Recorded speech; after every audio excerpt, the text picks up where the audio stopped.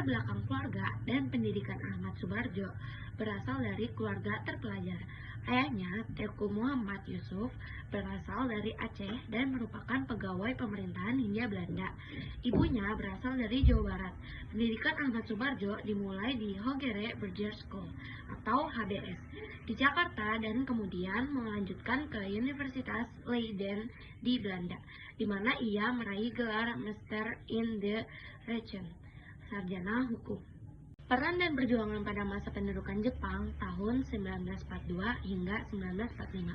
Pada masa pendudukan Jepang, Ahmad Subarjo memainkan peran politik dan diplomatik, bukan militer.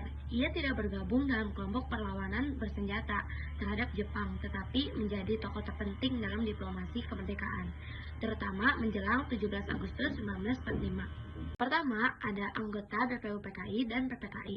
Ahmad Subarjo menjadi anggota BPUPKI atau Badan Penyelidik Usaha Persiapan Kemerdekaan Indonesia yang dibentuk oleh Jepang sebagai langkah awal menuju kemerdekaan Indonesia. Setelah itu, ia juga masuk dalam PPKI atau Panitia Persiapan Kemerdekaan Indonesia. Yang kedua, ada peran dalam peristiwa Rengas Dengklok pada tanggal 16 Agustus 1945. Ketika terjadi ketegangan antara golongan tua dan muda soal proklamasi, Soekarno dan Hatta diculik ke Rengas Dengklok oleh golongan muda. Ahmad Subarjo berperan penting dalam menegosiasi antara kedua pihak. Ia menjemput Soekarno-Hatta dan menjamin keselamatan mereka, sehingga mereka bisa kembali ke Jakarta dan menyusun teks proklamasi. Yang ketiga, ada perumusan teks proklamasi.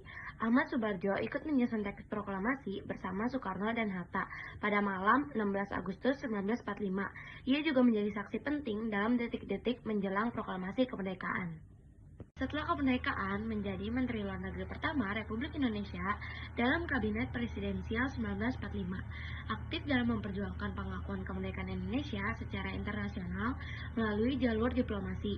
Terlibat dalam pendirian Departemen Luar Negeri RI dan pendidikan diplomat-diplomat muda Indonesia.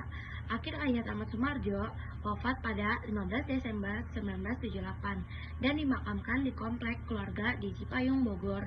Ia dikenal sebagai salah satu arsitek kemerdekaan Indonesia. Kesimpulannya adalah Ahmad Subarjo adalah tokoh penting dalam perjuangan kemerdekaan Indonesia pada masa pendudukan Jepang, terutama dalam jalur diplomasi dan perumusan proklamasi.